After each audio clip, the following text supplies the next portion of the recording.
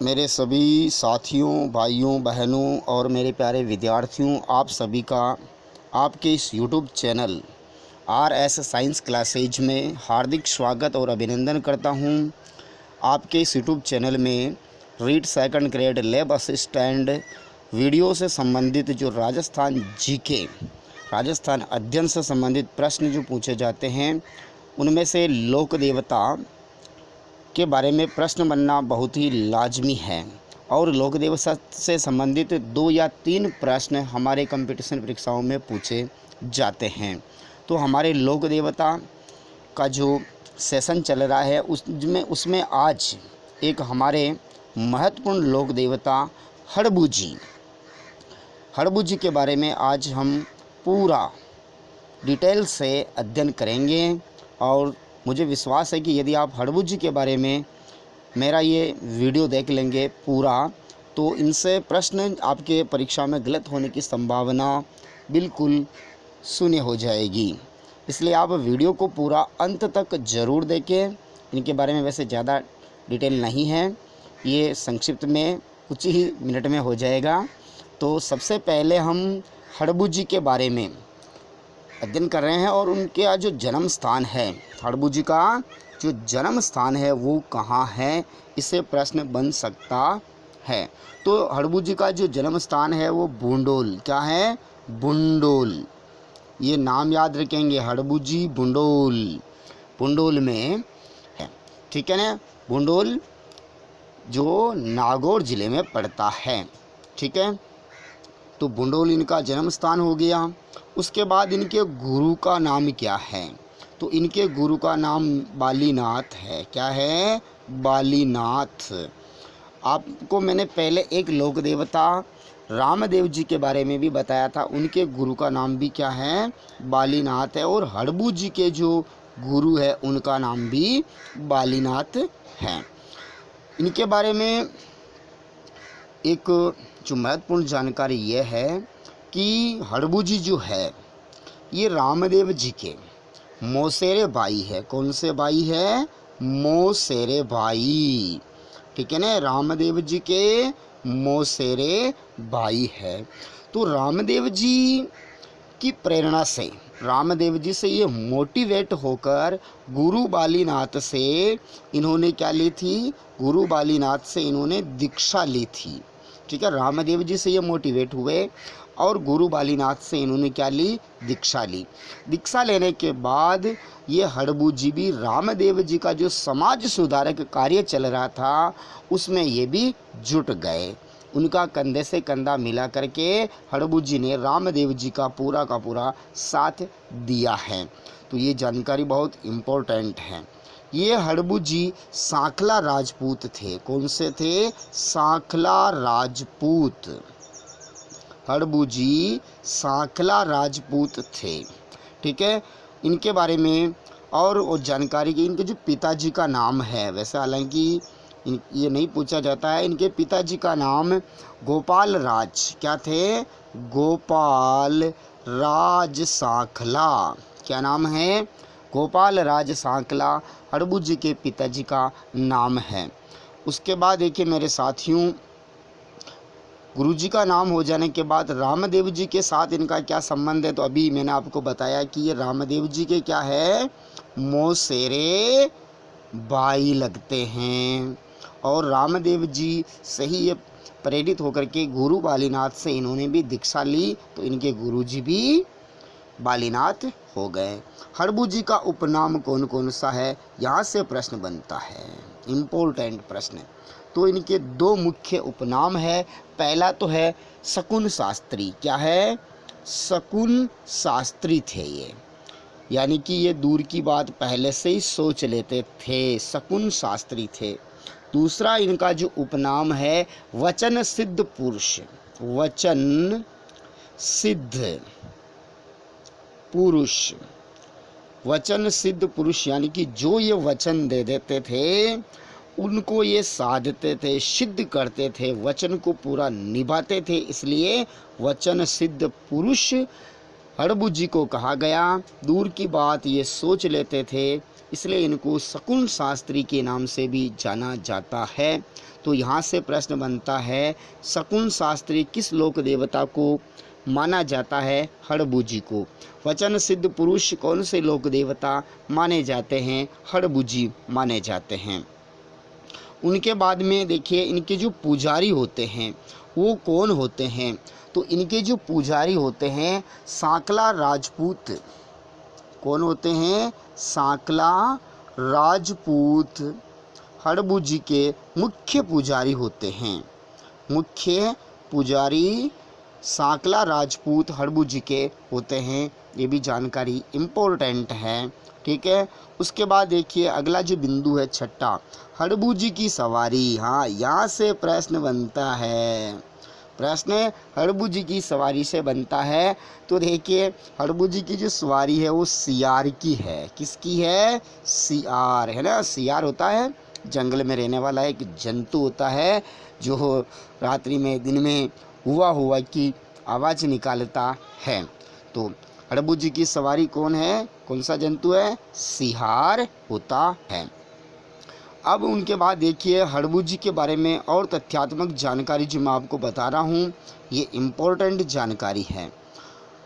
हड़बुजी का जो मुख्य पूजा स्थल है, इम्पोर्टेंट जानकारी में पहले इनका मुख्य पूजा स्थल, मुख्य पूजा जो स्थल है वो कहाँ है? ये प्रश्न बनता ही नहीं बनता। तो बेंगटी में। कहाँ है? बेंगटी। बेंगटी फलोदी के निकट। फलोदी में। कौन सी तहसील में? फलोदी, जिला जोधपुर, ठीक है ना। तो हड़बुजी का मुख्य पूजा स्थल बेंगटी, तहसील फलोदी, जिला जोधपुर में है।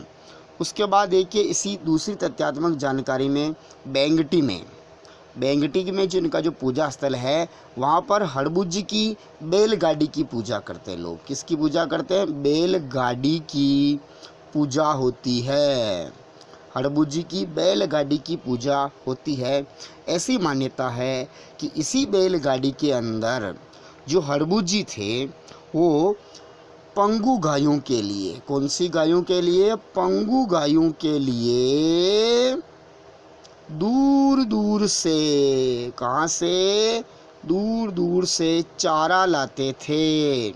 हड़बुजी इसी बैलगाड़ी में दूर दूर से पंगु गायों के लिए, जो विकलांग गायें हो जाती, चल फिर नहीं सकती, उन गायों के लिए वो दूर दूर से इसी बैलगाड़ी में चारा लाते थे और ये उन गायों की सेवा करते थे।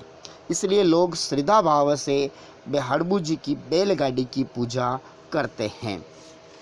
उसके बाद देखिए अन्य तथ्यात्मक जानकारी में अगली जो जानकारी है 3 नंबर वाली, कि जो हड़बुजी थे ये रावजोधा कौन है? जोधपुर का संस्थापक।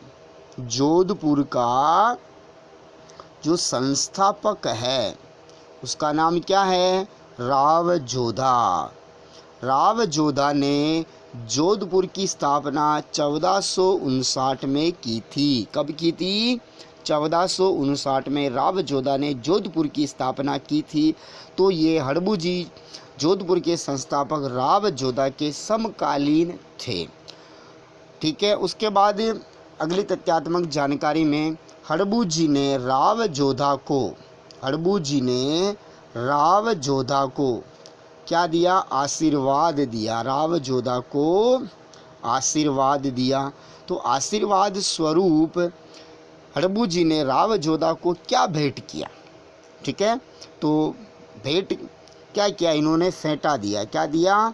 फेंटा और तलवार। फेंटा और तलवार रावजोधा को इन्होंने भेंट की, ठीक है, समझ में आ गया। उसके बाद में अगली तथ्यात्मक जानकारी है कि हड़बुजी को, 5वीं तथ्यात्मक जानकारी है कि हड़बुजी को हम लोक देवता मानते हैं। पंचपीरू में ये शामिल है, ये पंचपीरू में शामिल है, ठीक है। इनको हम क्या मानते हैं? लोक देवता मानते हैं, ठीक है। अब इनको हम लोक देवता क्यों मानते हैं? हड़बुजी को लोक देवता मानने का क्या कारण है? तो इनका आप कारण सुन लीजिए। इम्पोर्टेंट कारण है कि हड़बुजी लक्ष्य के प्रति संपूर्ण समर्पण भाव से और अडिग ध्येय निष्ठा के कारण लोक देवता माने जाते हैं। एक बार वापस सुन लीजिए। लक्ष्य के प्रति संपूर्ण समर्पण और अडिग ध्येय निष्ठा के कारण लोक देवता माने जाते हैं। एक बार वापस सुन लीजिए।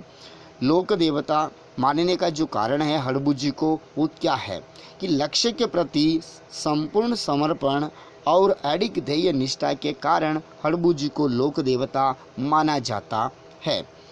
ये तो जानकारी इनके बारे में हो गई। अब हमारा जो मेन मुद्दा यही है कि परीक्षा में प्रश्न किस प्रकार से पूछे जाएंगे। तो परीक्षा में हड़बू जी के बारे में यदि प्रश्न पूछे जाएंगे तो पहला प्रश्न इनके जन्म स्थान से संबंधित याद कर लेना। जन्म स्थान कहाँ है? बुंडोल में है। कहाँ है? बुंडोल में। दूसरा, इनके गुरु का नाम। किसका नाम? गुरु का नाम। ठीक है, ये भी इम्पोर्टेंट है। उसके बाद इनका जो पूजा स्थल है बेंगटी में, बेंगटी फलोदी जोधपुर में। उसके बाद प्रश्न बनता है कि लोक देवता हड़बू जी की जो सवारी है वो कौन है। आपके ऑप्शन में दे देंगे शेर है, ठीक है ना, सियार दे दिया, ठीक है ना, जैसे कि बैल दे दिया, माना कि तो इनकी जो सवारी है वो सियार है। ठीक है। हड़बू जी किस शासक के समकालीन थे? तो राव जोधा के समकालीन थे। राव जोधा के समकालीन थे। ठीक है। हड़बू जी को लोक देवता मानने का क्या कारण है? तो इनका कारण मैंने आपको बताया कि लक्ष्य के प्रति संपूर्ण समर्पण तथा अडिग ध्येय के कारण इसको लोक देवता माना जाता है। अगला जो महत्वपूर्ण बिंदु है प्रश्न बनने का कि किस लोक देवता की गाड़ी की पूजा, बैलगाड़ी की पूजा की जाती है? तो हड़बू जी की जो बैलगाड़ी है उसकी पूजा की जाती है। इस प्रकार से आज हमारे हड़बू जी जो लोक देवता है ये कंप्लीट होते हैं। आप नोट्स बना सकते हैं, वीडियो को 2 बार 3 बार देख सकते हैं ताकि आपको हड़बू जी के बारे में संपूर्ण जानकारी आपको प्राप्त हो जाएगी। मेरे साथियों, आप को यदि वीडियो पसंद आया है तो आप चैनल को सब्सक्राइब करना ना भूलें, वीडियो को लाइक करें, शेयर करें ताकि मुझे आपसे मोटिवेट मिल सके और मैं आपके लिए अच्छे वीडियो निरंतर लाता रहूं, आपकी सेवा करता रहूं। आपका छोटा भाई, आपका गुरु, आपका साथी मान करके आपके अपने इस YouTube चैनल को सब्सक्राइब करना, वीडियो को लाइक करना। जय हिंद, जय भारत।